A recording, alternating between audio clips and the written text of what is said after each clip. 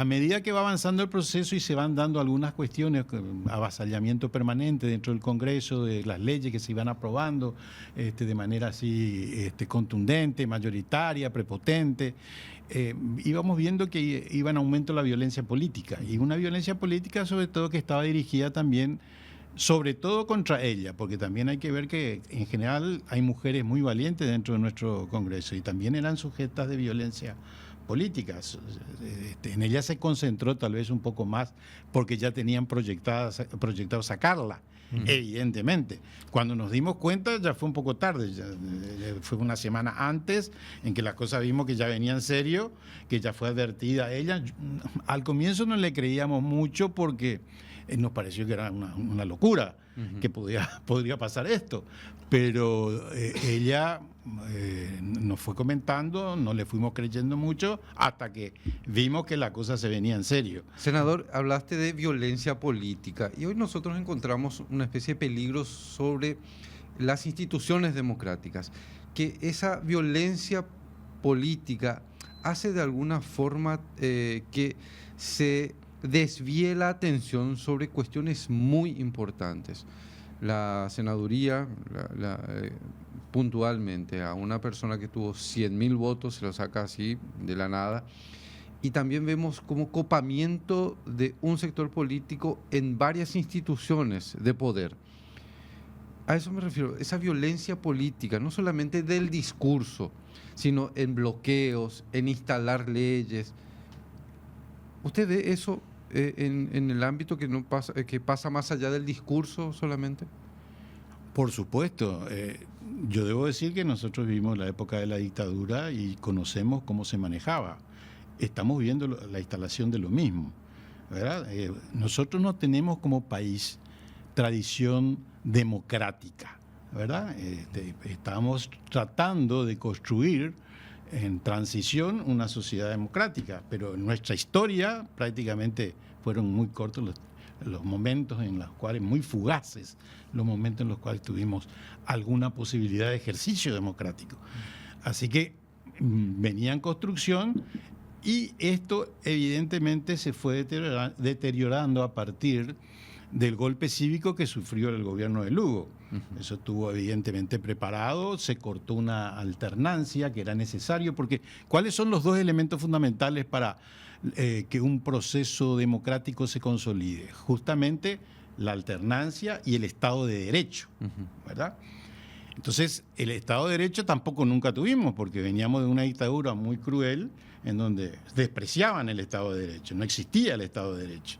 Entonces, se fue progresivamente instalando, se fue construyendo confianza hacia las nuevas cortes que se estaban dando, con alguna gente que se estaba incorporando, pero abruptamente sucede eso y la clase política se presta a un golpe cívico que marcó prácticamente nuevamente el inicio de un deterioro democrático. Y casualmente, después de esto que usted comenta, aparece la figura de Horacio Cartes, ¿verdad? Bueno, el otro elemento, yo estaba hablando de que en un proceso de deterioro democrático, lógicamente tiene que haber una devalorización del Estado de Derecho, ¿verdad? Tiene que tratar de haber un dominio total sobre la ciudadanía, en el sentido de que se trata de formar un hombre masa sin pensamiento crítico, que simplemente acepte todo lo que se le dice. Y también es la violencia política que se venía dando. Todos esos elementos, todos esos condimentos, nosotros nos manejamos mucho como médicos, como signos y síntomas, ya se veían venir para hacer un diagnóstico presuntivo de que acá había un proyecto de deriva autoritaria cuanto menos, ¿verdad? Porque hay que hacer una diferenciación entre lo que es el autoritarismo y lo que es el totalitarismo, ¿verdad? Y en ese sentido, Hannah Arendt en Orígenes del totalitarismo, hace una muy buena diferenciación en ese aspecto, ¿verdad?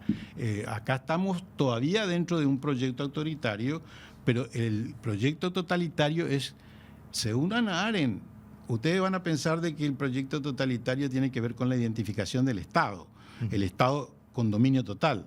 Ella dice lo contrario, desaparece el Estado, ¿verdad? Es atrapado por estructuras paralelas, como un partido hegemónico como estructuras hegemónicas que coaptan. Y nosotros en este momento estamos viendo que no es el gobierno el que manda, son estructuras paralelas, ¿verdad? Entonces, el proyecto totalitario va siendo cada vez más claro, ¿verdad? Y para eso tiene que existir también un liderazgo, ¿verdad? Que en general son personalidades muy particulares, ¿verdad? Tienen que unirse, así como tenemos Trump, tenemos Putin, tenemos Bolsonaro, tenemos Stroessner, ¿verdad? Son personalidades que tienen sus características y tienen su perfil psicológico que permiten aglutinar a las fuerzas conservadoras reaccionarias.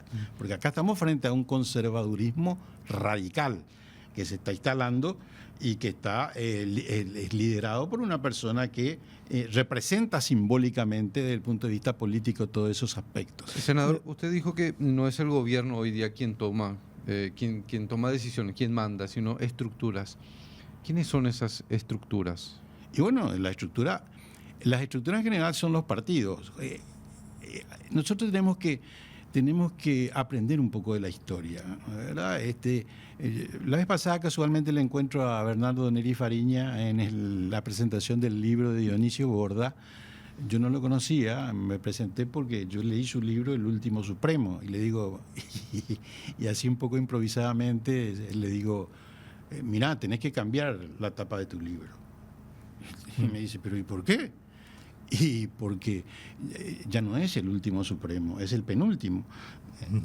Entonces, se mató de la risa, lógicamente, pero bueno, él ahí describe muy bien en una parte el proceso cuando Stroessner va adquiriendo poder y se va instalando en el poder, ¿verdad? Y estamos viviendo un proceso similar.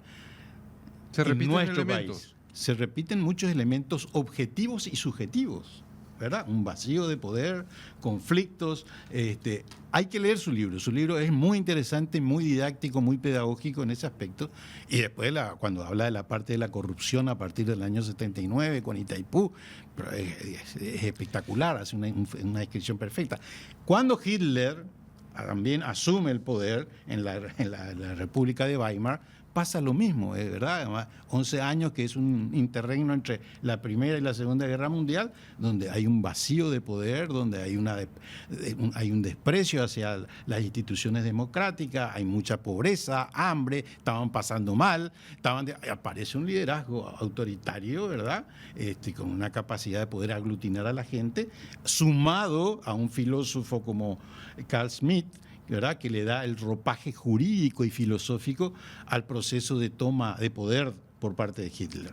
Ahora, senador, mencionabas un poco los antecedentes y los síntomas. Y justamente esta semana se comentaba mucho de acá dentro de ABC, a raíz de que se cumplió un aniversario, el 40 aniversario del cierre de ABC Color, ¿verdad? Por parte de la dictadura estronista.